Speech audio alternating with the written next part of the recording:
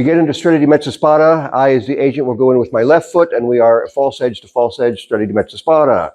Once this happens here, I'll turn my true edge toward my opponent's sword, step my right foot to my right, grabbing my own sword in the blade with my left hand, and knock that away and smash his face with my pommel. Go in with my left, step with my right. Left foot, here, hit.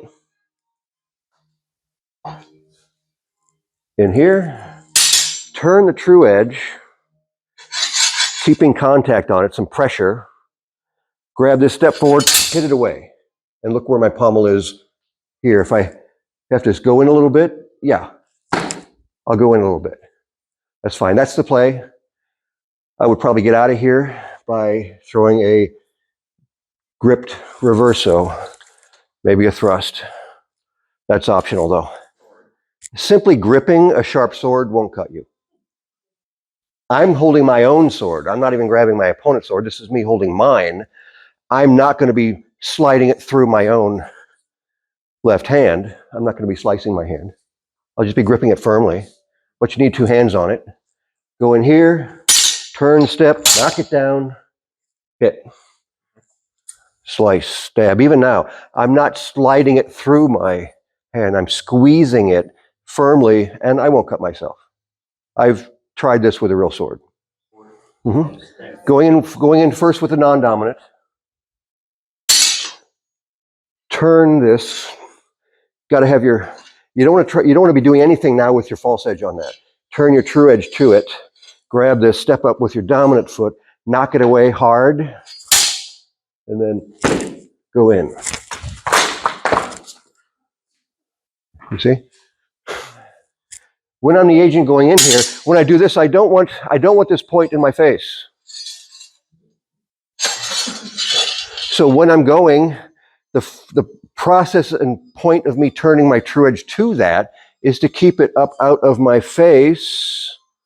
So I'm actually beneath that, move into that, grab that, and hit that.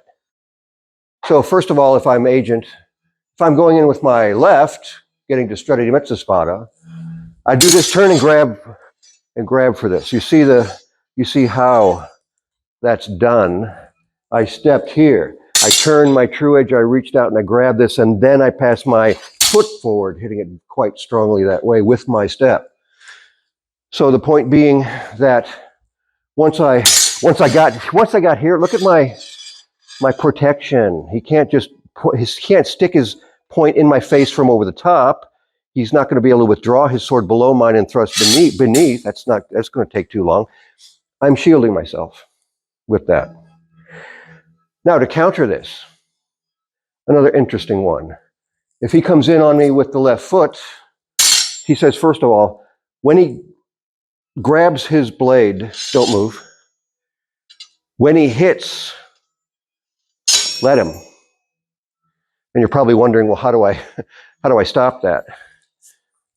First of all, when he grabs his own blade, don't move. When he goes to hit yours, release your left hand.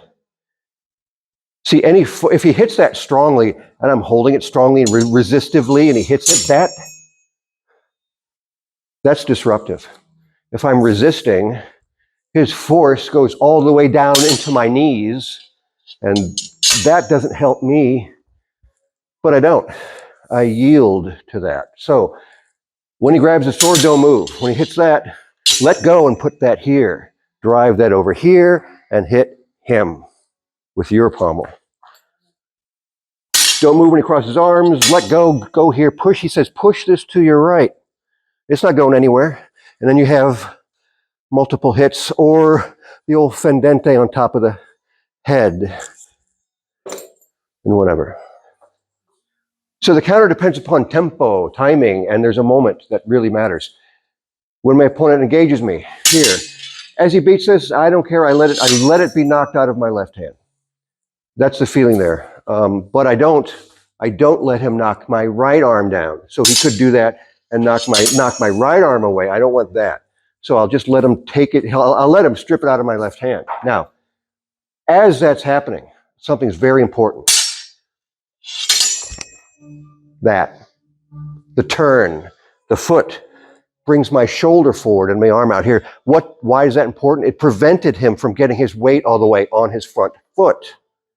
Now I got him. If, however, I let him, if his weight's on his front foot, now I try to do something, no. I won't have the structural and muscular strength because I didn't take his structure away. I left him with it. There's a lot of it here. So when he grabs and hits that forward in, if this is high like that, hit him in the ribs. Doesn't matter. The point being, if he's able to bring his weight forward, that's going to be my problem. Okay?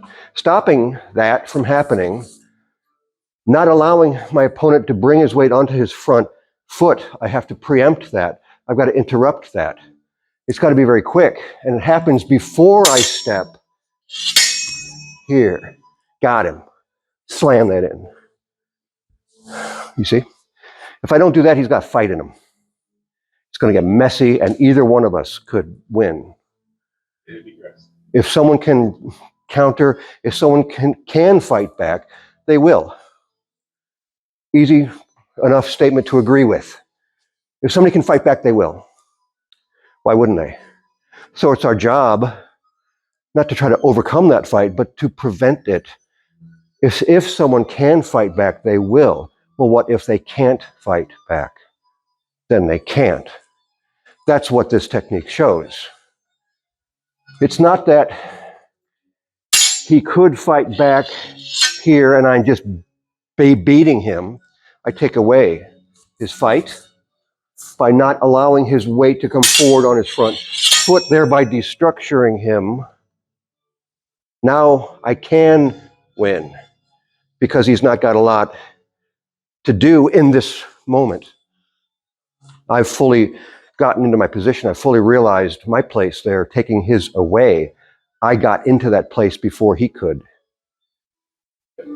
I displaced him.